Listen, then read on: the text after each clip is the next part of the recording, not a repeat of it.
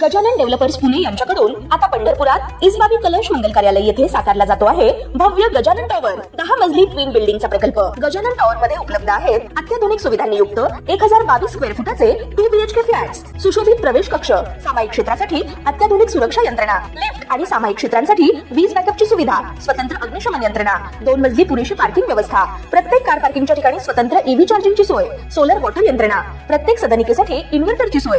इसबाबी कलश मंगल कार्यालया शेजारी साकारल्या जात असणाऱ्या गजानन टॉवर मध्ये आजच आपला हक्काचा आणि आधुनिक सुविधांनी परिपूर्ण अलिशान फ्रीसाठी संपर्क क्रमांक 7676700025। ताज्या घडामोडी पाहण्यासाठी आमच्या YouTube चॅनलवरील PVR म्हणजेच पंढरी वार्ता या न्यूजला सबस्क्राइब करा आणि शेजारील बेल आयकॉनवर क्लिक करा।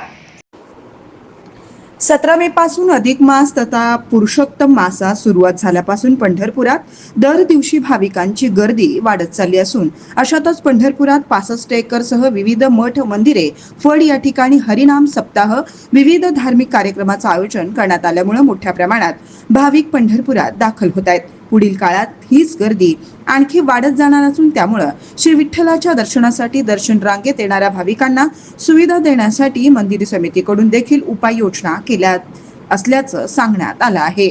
मात्र अधिक मास असून देखील भाविकांची मोठ्या प्रमाणात गर्दी झालेली असताना रात्री 12 वाजता श्री विठ्ठलाचे दर्शन थांबवण्यात येतं आणि दर्शन रांगेतील भाविकांना आहे त्या स्थितीत थांबवून पहाटे 6 वाजेपर्यंत दर्शन रांगेतच रात्र काढावी लागते।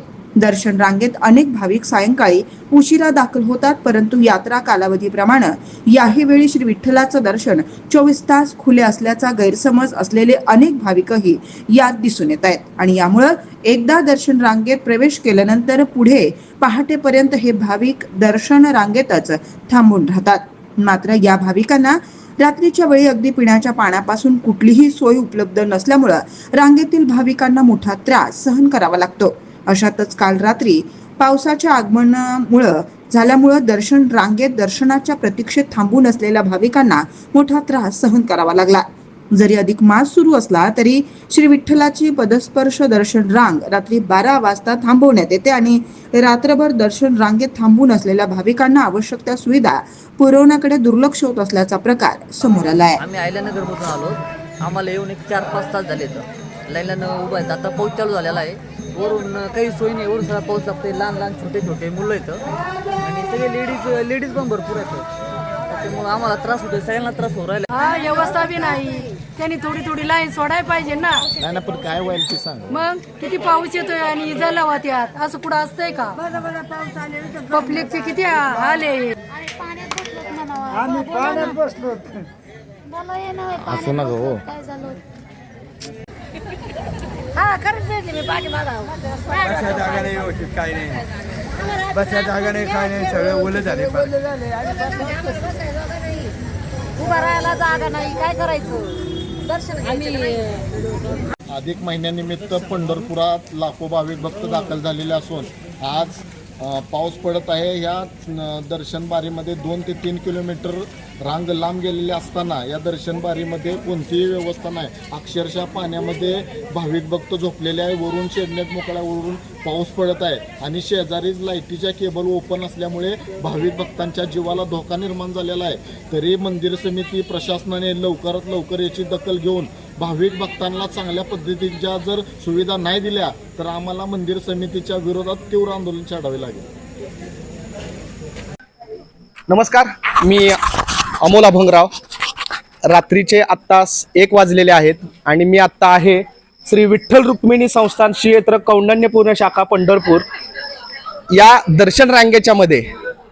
आता थोड्याच वेळापूर्वी येथे पाऊस पडून गेला आणि चिखल पण झालेला आहे। येथे भाविकांना मार्गदर्शन करण्यासाठी सुरक्षा रक्षक सुद्धा कोणीही इथे नाहीत, ना कोणते पोलीस आहेत, ना होमगार्ड आहेत, कोणीही नाही। त्यांना बाहेर शौचालयासाठी किंवा त्यांना ह्याच्यासाठी स्वच्छतागृहाला जाण्यासाठी कोणी सोडण्यासाठी नाहीत। त्यांना बाहेर जाण्यासाठी मार्ग किंवा मार्गदर्शन फलक लावलेले नाहीत। वरती जे यांनी हे केलेलं आहे, आच्छादन केलेलं आहे, हे साध्या कापडाचं आहे। पावसाचं पाणी पूर्णपणे याच्या आतमध्ये येत आहे आणि अशा परिस्थितीत हे आषाढी यात्रेपेक्षाही जास्त गर्दी असणारा महिना हा अधिक महिना असतो. येथे रोज लाखोच्या पेक्षा जास्त भाविक पंढरपूरमध्ये दर्शनासाठी येतात. मी आता घेतलेल्या मुलाखतीप्रमाणे बरेच वारकरी हे सायंकाळी 4 ते 5च्या दरम्यान पत्राशेड येथून दर्शनाला रांगेत लागले आणि आता ते आपला विनय घाटापाशी येऊन मंदिराचा गेट बंद करण्यात आलेला आहे आणि तिथे जाऊन थांबलेले आहेत आणि त्यांना सांगण्यात आलेलं आहे की सकाळी 6 वाजता दर्शन सुरू होणार आहे. आता रात्रभर त्यांनी इथे मच्छर आहेत, घाण वास येतो आहे, ना पाण्याची सोय, ना चहाची सोय, ना विठ्ठल मंदिराकडनं साधं मार्गदर्शन करणाऱ्यांची सोय, एवढ्या साध्या मूलभूत सुविधा सुद्धा येथे प्रशासनाकडनं कुठल्याही दिल्या जात नाहीत. आणि सांगण्यात येतं की मंदिर समितीकडून, प्रशासनाकडून वारकऱ्यांची कोणतीही गैरसोय करण्यात येणार नाही. ही सोय आहे का? कुणीही यावे आणि इथे पाहावे की काय सोय करण्यात आलेली आहे.